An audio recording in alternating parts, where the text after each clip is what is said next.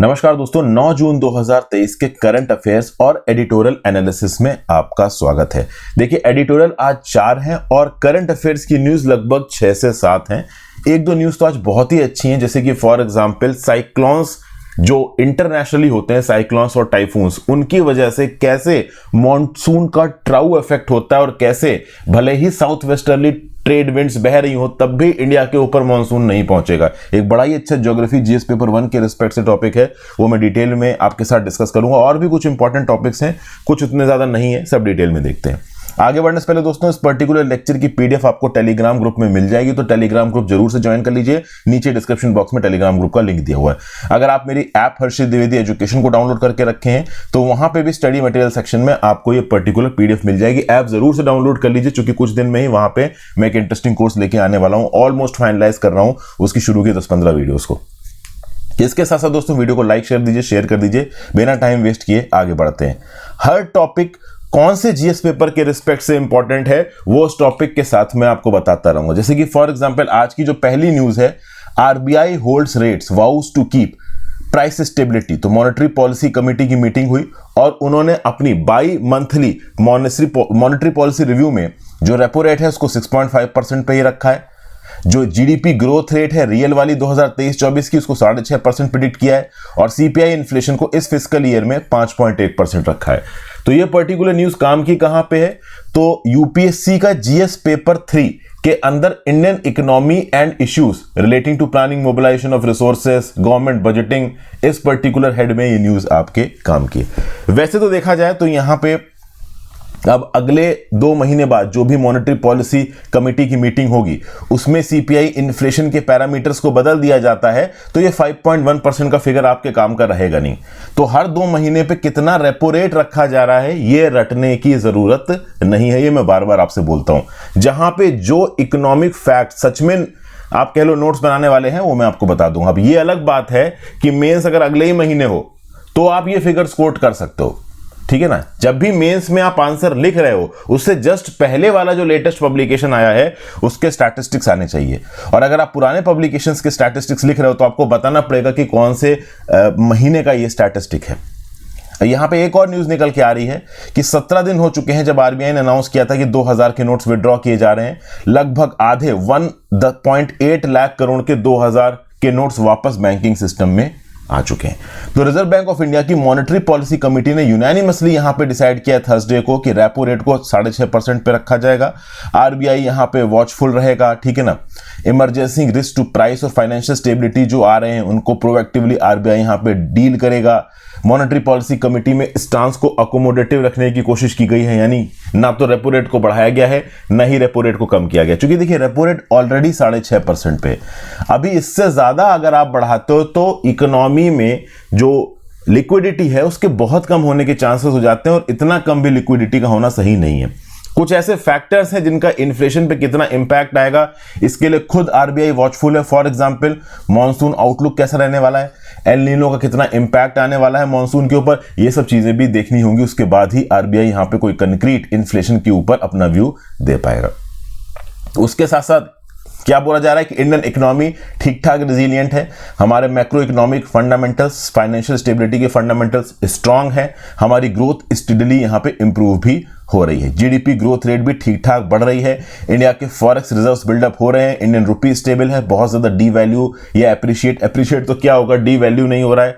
External sector में stability है, financial stability है। ये सब बातें यहां पे बोली जा रही है। धीरे धीरे आरबीआई की मॉनेटरी पॉलिसी कमेटी कर रही है कि हम कोशिश करेंगे कि 4% का जो इन्फ्लेशन का टारगेट है उसके पास पहुंचने की कोशिश करें, क्योंकि पूरे साल का 5.1% का जो टारगेट है ना इन्फ्लेशन का, वो 4% से अभी भी ज्यादा। आपको पता है 4 ± 2% की रेंज में रहना चाहिए, मतलब 2 से 6% के बीच में। तो उस हिसाब से तो 5.1% इन्फ्लेशन ठीक है, बट बेटर ये रहेगा कि इन्फ्लेशन को जितना ज्यादा हो सके 4% के पास लेके आया जाए। एक और बात यहां पे बताई जा रही है कि भाई देखिए, मिनिमम सपोर्ट प्राइसेस सरकार ने बढ़ाए हैं बहुत से क्रॉप्स के लिए। अब ओवरऑल आगे आने वाले सीजन में मिनिमम सपोर्ट प्राइस कि जो इफेक्ट्स हैं वो इन्फ्लेशन में नजर आएंगे। इस बार जो इन्फ्लेशन के इंडिकेटर्स आए हैं 5.1%, इसमें भी कुछ हद तक मिनिमम सपोर्ट प्राइस बढ़ाने के चलते जो मार्केट में फूड इन्फ्लेशन आया है उसके इफेक्ट्स को कंसीडर किया गया है। तो जी हां, इस 5.1% जो पूरे फाइनेंशियल ईयर का इन्फ्लेशन एक्सपेक्टेशन है, इसमें भी कुछ हद तक एमएसपी की वजह से जो फूड इन्फ्लेशन बढ़ा है उसको इंक्लूड किया गया है। तो ऐसा नहीं है कि अभी का जो इन्फ्लेशन है उसमें एमएसपी के इफेक्ट को इंक्लूड नहीं किया गया, केवल आगे इंक्लूड किया जाएगा। अभी भी थोड़ा इंक्लूडेड है, आगे भी इंक्लूड किया जाएगा। फिर एक जो पर्टिकुलर टॉपिक है, what was the requirement for limits on UPI transaction. देखिए, इसमें मैं कुछ इंपॉर्टेंट नोट्स के पर्सपेक्टिव से चीजें आपको बताने वाला हूं, तो ध्यान से सुनिएगा और जो मैं बता रहा हूं उसको अपने नोट्स में इनकॉर्पोरेट कर लीजिएगा। पहले तो मैं आपको बैकग्राउंड बता देता हूं कि ये न्यूज आई क्यों है। देखिए, यूपीआई फैसिलिटेटेड ट्रांजैक्शंस रिकॉर्ड तेजी से इंडिया के अंदर बढ़ रहे हैं। बहुत तेजी से लोग यूपीआई को इस्तेमाल कर रहे हैं। यूपीआई के सिस्टम को कौन रेगुलेट करता है? National payment corporation of India. 2021 में इसको लेके आया गया था, तब से पेमेंट इंटरफेस बड़ा जबरदस्त तरीके से ग्रो कर रहा है, बहुत तेजी से ग्रो कर रहा है। अभी यूपीआई के सिनारियो के अंदर जो मैक्सिमम लिमिट है एक दिन की, वो है 1 लाख। आप 20 ट्रांजैक्शंस कर सकते हैं एक दिन में और मैक्सिमम 1 लाख तक की वैल्यू के ट्रांजैक्शंस कर सकते हैं। लेकिन जब बात आती है ट्रांजैक्शंस की कैपिटल मार्केट्स में, collection such as bill among others, insurance and forward inward remittances, तब यहां पे लिमिट हो जाती है 2 लाख। दिसंबर 2021 में जो लिमिट रखी गई थी यूपीआई बेस्ड एएसबीए की, application supported by blocked amount, IPO की, यहां पे लिमिट रखी गई थी 5 लाख। लिमिट ओवरऑल आप कौन से एपीआई के प्लेटफॉर्म को इस्तेमाल कर रहे हो इस पे भी बहुत हद तक डिपेंड करती है। फॉर एग्जांपल अगर आप देखो तो Punjab national bank, bank of Baroda की यूपीआई ट्रांजैक्शंस आप इस्तेमाल कर रहे हैं तो लिमिट है पर ट्रांजैक्शन 25,000 की। पीएनबी की डेली लिमिट है लगभग 50,000 की। ओके, तो लिमिट्स यहां पे प्लेटफॉर्म वाइज भी बदलती है। तो यही सब बातें की जा रही हैं कि यूपीआई चूंकि बहुत ज्यादा इस्तेमाल हो रहा है, और खास बात यहां पे ये है कि यूपीआई में जो छोटे लेवल के ट्रांजैक्शंस हैं वो बहुत किए जाते हैं। देखिए, यूपीआई इतना कन्वीनियंट क्यों हो गया है? वो इसलिए इतना कन्वीनियंट हो गया दोस्तों, क्योंकि आज की डेट में आप किसी भी दुकान में जाओ, आप सब्जी वाले से सामान खरीद रहे हो, आप किराने वाले से सामान खरीद रहे हो, वहां पे उसने पेटीएम का या फिर गूगल पे का अपना एक बार कोड रख रखा होता है, उसको स्कैन करो तुरंत पेमेंट कर दो।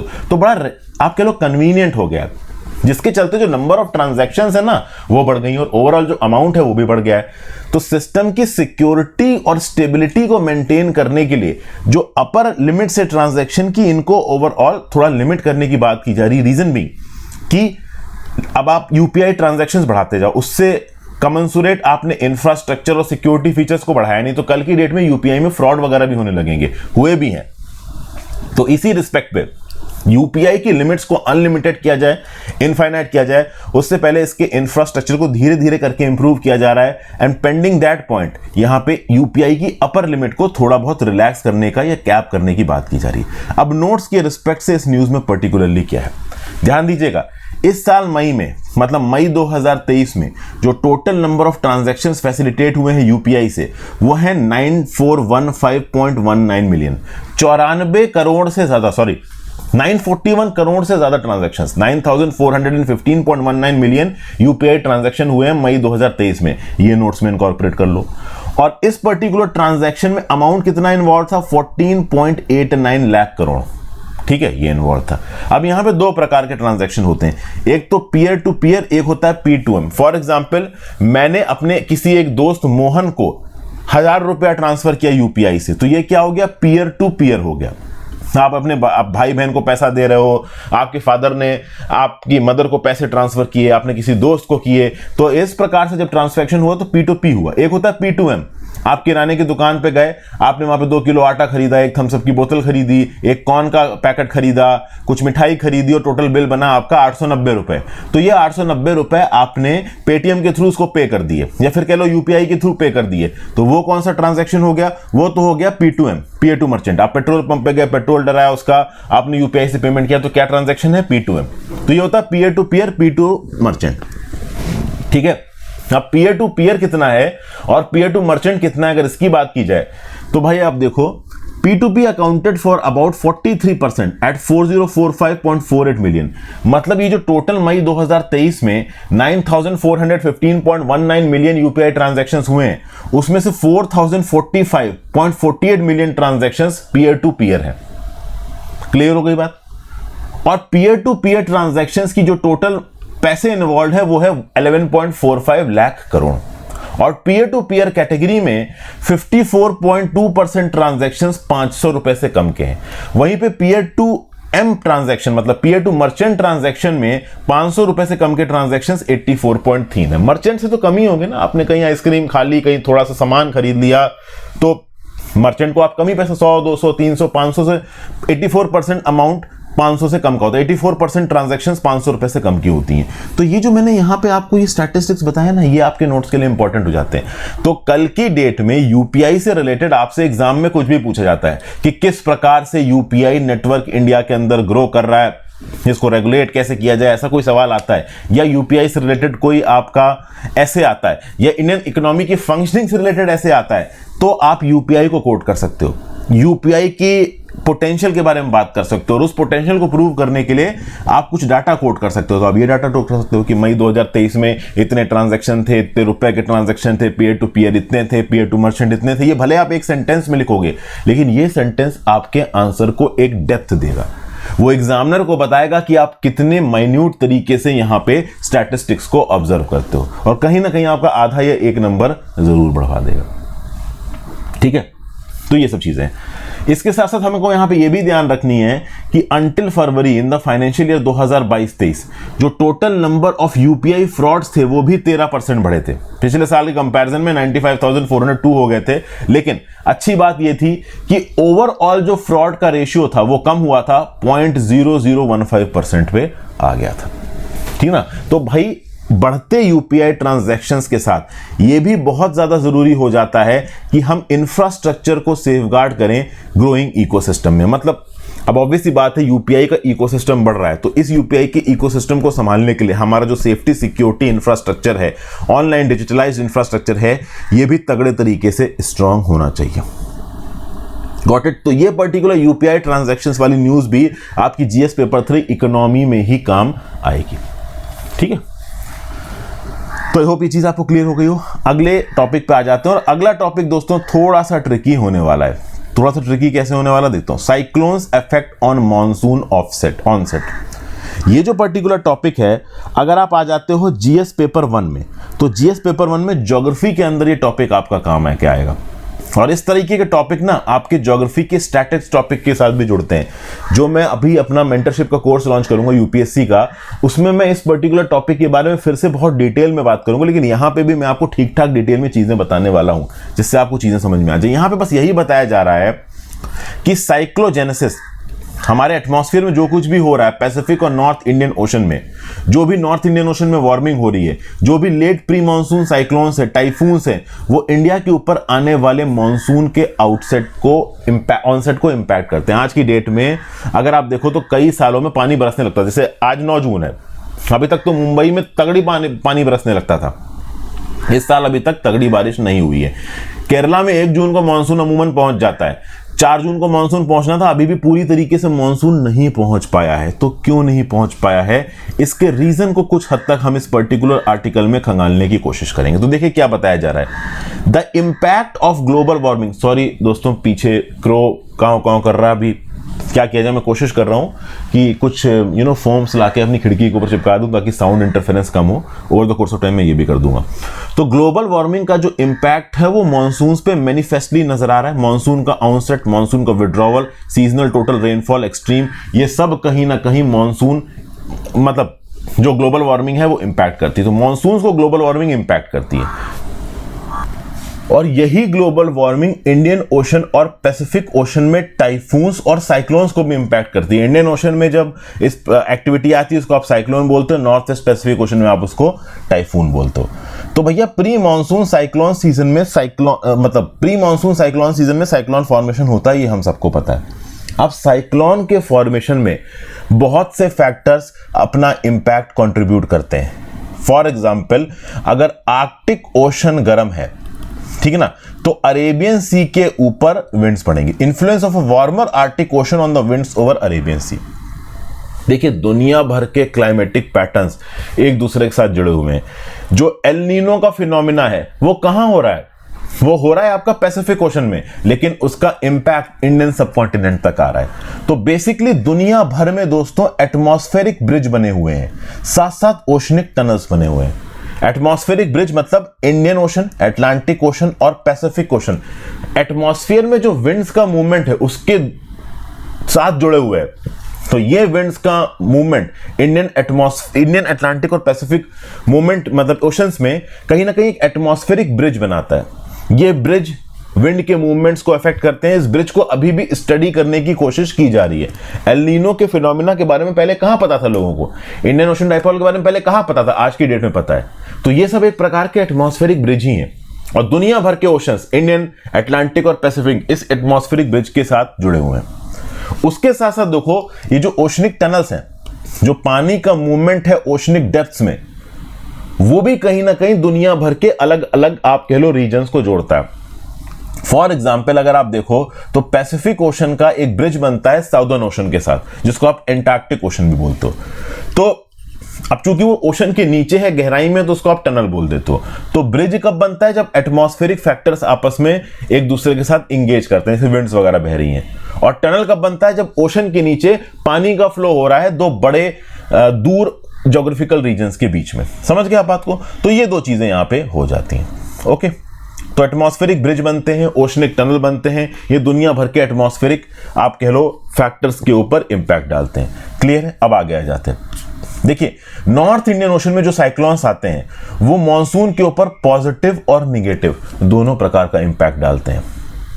ठीक है ना? मतलब नॉर्थ इंडियन ओशन में जहां पे भी साइक्लोन आ रहा है वो मॉनसून के ट्राउ की पोजीशन को अफेक्ट करेगा। मैं आपको एक चीज समझाता हूं दोस्तों, ये इंडिया है, इंडिया के ऊपर साउथ वेस्टर्ली विंड्स बह के आती हैं, पानी बरसाती हैं। लेकिन इन साउथ वेस्टर्ली विंड्स का इंडिया के ऊपर पानी बरसाना इस बात पे भी डिपेंड करेगा कि क्या मॉनसून का ट्राउ इंडिया के ऊपर पहुंचा है, इंडियन सबकॉन्टिनेंट के ऊपर। अगर मॉनसून ट्राउ पूरी तरीके से इंडियन सबकॉन्टिनेंट के ऊपर नहीं पहुंचा है तो पानी उतना इंडियन सबकॉन्टिनेंट में नहीं बरसेगा। अब आप बोलोगे सर कि ये ट्राउ क्या होता है? TROUGH। ट्राउ बेसिकली एक लो प्रेशर की बेल्ट है, ठीक ना? और ये लो प्रेशर की बेल्ट अपनी तरफ विंड्स खींचती है। तो मान लो ये लो प्रेशर की बेल्ट इंडियन सबकॉन्टिनेंट के ऊपर ना बन के यहां कहीं बनी है बे ऑफ बंगाल के ऊपर, तो ये wind south westerly winds India के ऊपर बहती निकल जाएंगी, पानी उस लेवल पे इंडियन सबकॉन्टिनेंट में नहीं बरसाएंगी, ये स्ट्राउ के पास जाके पानी बरसाएंगी, पूरा पानी बे ऑफ बंगाल में बरस जाएगा। ऐसा भी होता है। और जब नॉर्थ इंडियन ओशन में साइक्लोन बनता है या कहीं दूर दराज इलाकों में साइक्लोन बनता है तो वो साइक्लोन इस मानसून ट्राउ को अफेक्ट करता है। कैसे अफेक्ट करता समझते हैं। इस साल बे ऑफ बंगाल में साइक्लोन मोचा बना इन द 1 मई, ठीक है ना? ये एक सुपर साइक्लोनिक स्टॉर्म था, लैंडफॉल आया, कमजोर पड़ गया। अब क्या बोला? Mocha's north west to east trajectory, ठीक है? मोचा की जो नॉर्थ वेस्ट से ईस्ट ट्रेजेक्ट्री, मतलब ये नॉर्थ है, ये साउथ है, ये ईस्ट है, वेस्ट है, तो नॉर्थ वेस्ट से ये बढ़ा किसकी तरफ? ईस्ट की तरफ। ये इसकी ट्रेजेक्ट्री थी कहां पे? बे ऑफ बंगाल में। अब ये जो मोचा था कुछ हद तक एक एंटी साइक्लोनिक कंडीशन को लेके आया। मोचा 15 मई को डिसेसिमिनेट हो गया, लेकिन इस मोचा ने जिस जगहों पे भी एंटी साइक्लोनिक कंडीशंस को प्रमोट किया और इसके डिसेसिमिनेट होने के बाद जो बैकविंड्स बनी उसने मॉनसून को अंडमान एंड निकोबार आइलैंड्स की तरफ खींच दिया। तो अगर ये आपका इंडियन सबकॉन्टिनेंट है, इधर कहीं पे साइक्लोन मोचा बना, तो साइक्लोन मोचा ने मॉनसून ट्राउ को कुछ इस प्रकार से अफेक्ट किया कि जो नीचे अंडमान एंड निकोबार आइलैंड से उसके ऊपर मॉनसून ट्राउ पहुंच गया। बेसिकली कहने की कोशिश किया ये की जा रही है दोस्तों, जो ये साइक्लोन्स होते हैं ना, ये साइक्लोन बीस्ट होते हैं, अपने आप में बहुत हवा अपनी तरफ खींचते हैं। फॉर एग्जाम्पल अगर हम बात करें यहां पे साइक्लोन बिपरजॉय की, अब साइक्लोन बिपरजॉय वार्म अरेबियन सी में पनप रहा है, रैपिडली इंटेंसिफाई करेगा। ऐसा बोला जा रहा है कि 24 घंटे के अंदर जो स्पीड्स हैं 55 किलोमीटर पर आवर से बढ़ सकती हैं। इस समय पे साइक्लोन बिपरजॉय बहुत ज्यादा मॉनसून ट्रॉ के साथ इंटरैक्ट नहीं कर रहा है, लेकिन क्या मॉनसून ट्रॉ के साथ ये साइक्लोन्स इंटरैक्ट करके इंडियन सबकॉन्टिनेंट के ऊपर बारिश इफेक्ट कर सकते हैं? तो इसके लिए आपको समझना पड़ेगा मवार नाम के एक साइक्लोन को, और एक ऐसा ही साइक्लोन है गुचौल, ये भी रिसेंटली आए हैं। गुचौल आया है जस्ट ईस्ट ऑफ फिलीपींस में। अब अपने आप में ये साइक्लोन्स इतने ज्यादा ताकतवर हैं दोस्तों, ये बीस्ट साइक्लोन्स होते हैं। These powerful typhoons are thirsty beast. ये इतना तगड़ा लो प्रेशर बनाते हैं अब जैसे ये मवार साइक्लोन आया और ये ग्यूकॉल साइक्लोन आया, तो अब इन साइक्लोन्स में इंटेंस लो प्रेशर बनता है और ये इंटेंस लो प्रेशर चारों तरफ से मॉइस्चर अपनी तरफ खींचता है। अब मॉइस्चर इनकी तरफ भागता है। अब अगर बे ऑफ बंगाल के साइड पे कहीं पे अगर ये बन रहे हैं, या बे ऑफ बंगाल से थोड़ा ईस्ट में आप कह लो, साउथ ईस्ट एशिया में फिलीपींस के आसपास भी अगर ये साइक्लोन्स बन रहे हैं, तो जो विंड का फ्लो है वो नेचुरली आप साउथ वेस्ट रीजन से हो जाएगा। मतलब ये इंडिया है, इधर कहीं जाके मान लो फिलीपींस है, यहाँ पे साइक्लोन बन रहा है, बहुत तगड़ा लो प्रेशर बना, तो विंड्स ऐसे बहेंगी, मतलब साउथ वेस्ट से बहेंगी विंड्स, तो ऑब्वियस सी बात है इंडिया के ऊपर से निकलेंगी। तो ये तो बहुत अच्छी खबर है, साउथ ईस्टर्ली विंड्स तो हमारे मॉनसून के लिए अच्छी होती हैं। लेकिन दोस्तों ये खबर हमेशा अच्छी नहीं होती। तो हुआ ये दोस्तों कि ये रहा Indian subcontinent, south westerly winds इसके ऊपर से बहके जा रही है ऐसे, लेकिन ये साउथ वेस्टर्ली विंड्स इन साइक्लोन्स के चलते इंडिया के ऊपर बारिश नहीं करा रही हैं। उसकी वजह यह है कि इन साइक्लोन्स ने, ग्यूचॉल और मावा जैसे साइक्लोन्स ने, जो मॉनसून का ट्राउ है उसकी पोजीशन को हिला के रख दिया है। अगर आप समझ लो कि साउथ वेस्टर्ली विंड्स को और यहां पे मॉनसून ट्राउ को किस प्रकार से डिस्प्ले करोगे, ये साउथ वेस्टर्ली विंड आप समझ लो कि एक रूट के ऊपर बहुत हैवी ट्रैफिक जा रहा है, पूरी कार और बाइक और सब चलती जा रही है, तो ये आप कह सकते हो कि हाँ भाई ये साउथ वेस्टर्ली विंड्स है, एक बड़ा ट्रैफिक है विंड्स का। इसके बीच में एक बड़ा सा ट्रक जिसको इंडियन सबकॉन्टिनेंट के ऊपर पहुंचना है, तब जाके मॉनसून ट्राउ मतलब एक लो प्रेशर की बेल्ट इंडियन सबकॉन्टिनेंट के ऊपर पहुंचेगी। ये लो प्रेशर की बेल्ट से अट्रैक्ट होके जो south westerly winds Indian subcontinent के ऊपर कंसंट्रेट होंगी, ये मेन बारिश कराएंगी। अगर मॉनसून का ट्राउ इंडियन सबकॉन्टिनेंट के ऊपर नहीं पहुंचा तो बहुत सारी south westerly winds Indian subcontinent के ऊपर से बह के निकल जाएंगी, कोई पानी इंडियन सबकॉन्टिनेंट के ऊपर नहीं बरसाएंगी या कम पानी बरसाएंगी। तो साइक्लोन का फॉर्मेशन इन नॉर्थ इंडियन ओशन बहुत हद तक इंडियन सबकॉन्टिनेंट के ऊपर मॉनसून का इंपैक्ट डालता है। समझ गए बात को? तो मॉनसून से जो पानी बरसता है इंडियन सबकॉन्टिनेंट के ऊपर, वो इन सब चीजों से अफेक्ट होता है। अगर बड़े साइक्लोन्स आते हैं तो वो बड़े साइक्लोन्स मॉनसून के ट्राउ को अफेक्ट कर देते हैं, और अगर ये मॉनसून का ट्राउ इंडियन सबकॉन्टिनेंट के ऊपर नहीं पहुंचा, मतलब इंडियन सबकॉन्टिनेंट के ऊपर उतना पानी नहीं बरसेगा। ठीक है भाई, ये क्लियर हो गया। अगली news, national exit test to start from 2024 से हेल्थ मिनिस्ट्री। तो भैया क्या हुआ है कि 2024 से पहले क्या होता था कि नीट से आपने अंडर ग्रेजुएट मेडिकल की पढ़ाई में एंट्री ली। अब मेडिकल की पढ़ाई जब आपने पूरी कर ली तो आपके फाइनल ईयर एग्जाम होंगे, और नीट की अंडर ग्रेजुएट की पढ़ाई पूरी करने के बाद ज्यादातर जो डॉक्टर्स होते हैं वो पोस्ट ग्रेजुएट की पढ़ाई करते हैं। समझ गए बात को? तो इस पोस्ट ग्रेजुएट की पढ़ाई के लिए एग्जाम होता था नीट पीजी। तो अब final undergraduate medical examination और नीट पीजी की बजाय आ जाएगा एक नया टेस्ट नेक्स्ट, जिसको आप बोलते हो नेशनल एग्जिट टेस्ट। तो यही न्यूज है, नेशनल एग्जिट टेस्ट स्टार्ट होगा 2024 से। इस पर्टिकुलर टेस्ट को कंडक्ट कराया जाएगा एम्स दिल्ली के द्वारा। इसके अगेंस्ट पूरे इंडिया में एजिटेशंस भी हो रहे हैं। ठीक है भाई, तो ये न्यूज है यहां पे। फिर अगली न्यूज है, US UK forge Atlantic declaration to boost ties. Rishi Sunak साहब यहां पे जो बाइडेन से मिले, और कोशिश यहां पे ऋषि सुनाक की ये थी कि कैसे ना कैसे करके इंग्लैंड के बीच में और वॉशिंगटन के बीच में, मतलब यूएस के बीच में एक फ्री ट्रेड एग्रीमेंट साइन हो जाए। लेकिन जो बाइडेन ने और यूएस ने यूके के साथ फ्री ट्रेड एग्रीमेंट साइन करने में अभी के लिए ज्यादा इंटरेस्ट नहीं दिखाया है, और अभी के लिए बस एक डिक्लेरेशन साइन हुआ है, अटलांटिक डिक्लेरेशन, जो कि एम करता है to boost industry ties on defence and renewable energy in the face of growing competition from China.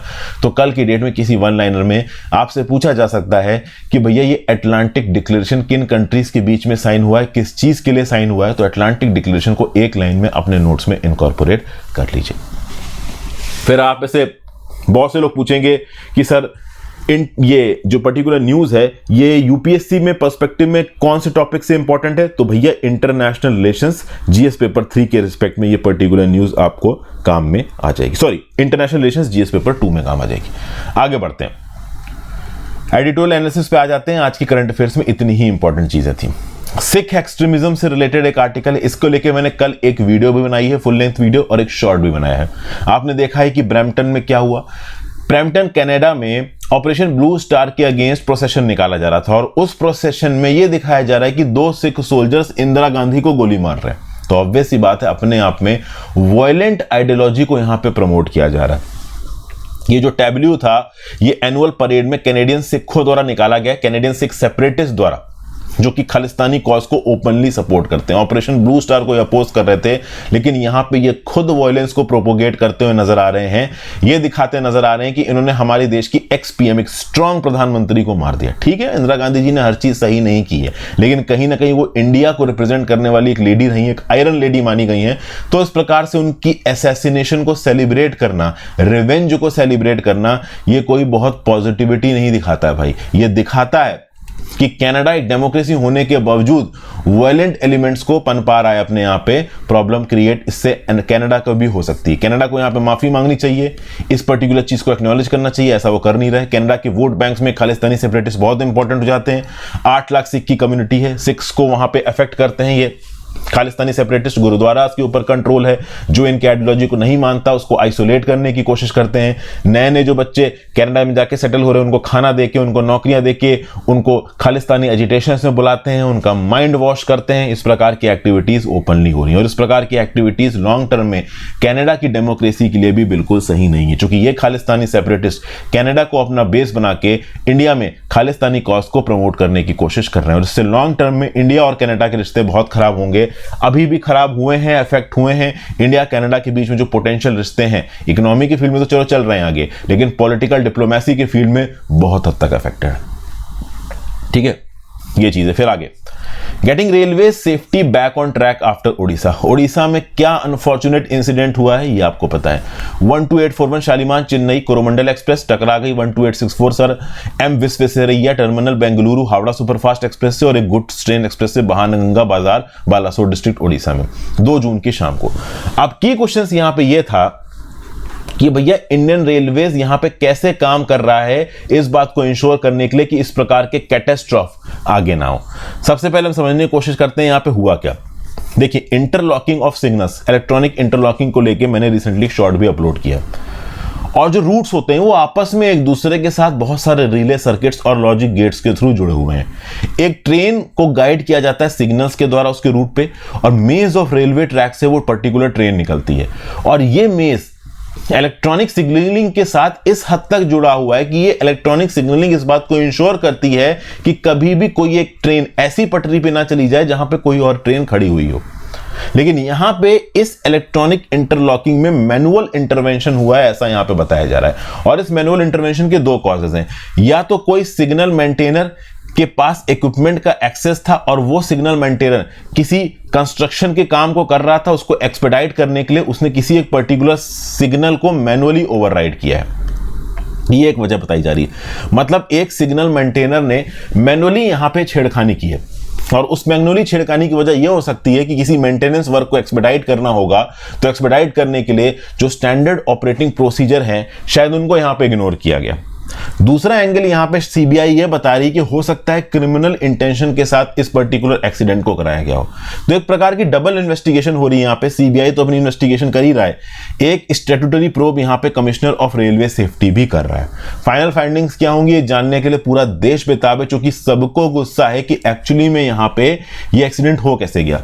तो ये एक्सीडेंट इसलिए हो गया कि कोई एक सिग्नल मेंटेनर यहां पे कैलस और स्टैंडर्ड ऑपरेटिंग प्रोसीजर को इग्नोर करके मेंटेनेंस करने की कोशिश कर रहा था और कुछ मैनुअल ओवरराइडिंग उसने की, या फिर इसलिए हो गया कि किसी ने इंटेंशनली यहां पे मेलाइन इंटेंशन के साथ सैबोटाज करने की कोशिश की और सिस्टम्स के साथ छेड़खानी की, जिससे इतना बड़ा एक्सीडेंट हो गया। अब क्या हुआ क्या नहीं हुआ ये over the course of time ही पता चलेगा। यहां पे समझना ये जरूरी है कि ये इक्विपमेंट स्टेशन कहां होते हैं। तो भाई जो भी इंटरलॉकिंग इक्विपमेंट मेन है वो एक सेंट्रलाइज्ड रिले रूम में होता है, जो कि मेन स्टेशन की बिल्डिंग में होता है और इस रूम का एक्सेस एक बैंक लॉकर की तरह है। या तो स्टेशन मास्टर के पास इसकी चाबी होती है या सिग्नल मेंटेनर के पास चाबी होती है। एक डबल लॉक होता है, दोनों लॉक जब उसमें लगते हैं तब वो दरवाजा खुलता है। तो मेन इक्विपमेंट का एक्सेस आपको ऐसे मिलेगा। उसी प्रकार से दोस्तों रेलवे ट्रैक पे लोकलाइज्ड लेवल पे भी बहुत से इक्विपमेंट्स लगे होते हैं। Some pieces of remote equipment spread all over a railway station yard which are installed in huts and location boxes. इनको गुमटी भी बोलते हैं, मैंने अपनी वीडियोस में आपको बताया था। तो इन गुमटीज में भी इक्विपमेंट्स के साथ टेम्परिंग हो सकती है और वहां पे टेम्परिंग के चांसेस ज्यादा हैं। वहां पे इनफॉर्मल तरीके से एक्सेस के चांसेस ज्यादा है। Sensitive signalling equipment main station की बिल्डिंग में भी रखे हुए हैं। हेडक्वार्टर में इनकी सेंट्रलाइज्ड मॉनिटरिंग होती है और लोकल लेवल पे जो स्टेशन यार्ड है वहां पे भी बहुत सारे सिग्नलिंग इक्विपमेंट रखे हुए हैं। तो कई बार ऐसा होता है कि एक ऑथराइज्ड मेंटेनर जो कि बहुत स्पीड में काम कर रहा होता है, रेलवेज में भी जो स्टाफ, एक तो स्टाफ अंडर शॉर्टेज है, काम बहुत ज्यादा है, तो ये लोग बहुत स्पीड में काम करते हैं, तो हर जगह पे प्रॉपर तरीके से सारे स्टैंडर्ड ऑपरेटिंग प्रोसीजर्स को फॉलो कर पाना इनके लिए ऑलमोस्ट इम्पॉसिबल हो जाता है। तो कई बार एसओपी को फॉलो किए बिना रेगुलर मेंटेनेंस ये लोग इनफॉर्मल तरीके से कर देते हैं, शॉर्टकट्स को अडॉप्ट कर लेते हैं। तो क्या यहां पे ऐसा हुआ कि इन शॉर्टकट्स को अडॉप्ट करने के चलते एक मैनुअल ओवरराइड किया गया यहां पे सिग्नलिंग सिस्टम का, जिसके चलते इतना बड़ा एक्सीडेंट हो गया? और अगर ऐसा हुआ है तो क्या डेली के बेसिस पे इस मेंटेनेंस को करने के लिए यहां पे इतने शॉर्टकट्स लिए जाते हैं? और अगर ऐसे शॉर्टकट्स लिए जाते हैं मतलब रेगुलर बेसिस पे आप हजारों लोगों की जिंदगी को कॉम्प्रोमाइज कर रहे हो, ठीक है ना, उनकी जिंदगी पे चांस ले रहे हो। तो अब यहां पे जो गुमटीज हैं, गुमटीज के एक्सेस के लिए भी डबल लॉक सिस्टम लगाया गया है, लेकिन गुमटीज के एक्सेस का डबल लॉक सिस्टम बहुत हैवी कन्वीनियंस कॉज करेगा, इनकन्वीनियंस। कई बार अब ऐसा भी हो सकता है कि चूंकि गुमटी में एक डबल पैडलॉक लगाया जा रहा है तो गुमटी का ताला तब तक नहीं खुलेगा जब तक स्टेशन मैनेजर नहीं पहुंचता, स्टेशन मास्टर नहीं पहुंचता है, मेंटेनर नहीं पहुंचता। और स्टेशन मास्टर और सिग्नल मेंटेनर ये दोनों हाई वर्क प्रेशर जॉब्स हैं दोस्तों, ये खाली नहीं बैठे रहते, इनको बहुत काम होता है, खासकर उन स्टेशन पे जहां पे ट्रेनों का मूवमेंट बहुत फ्रीक्वेंट है, वहां तो बहुत ही ज्यादा काम होता है। तो इतनी प्रेशराइज सिचुएशन में ये लोग काम करते हैं और उसके बाद से अब डबल पैडलॉक लगा दिया गया इन गुमटी में, तो गुमटी के इक्विपमेंट का एक्सेस पाना अब इन लोगों के लिए हो गया है मुश्किल।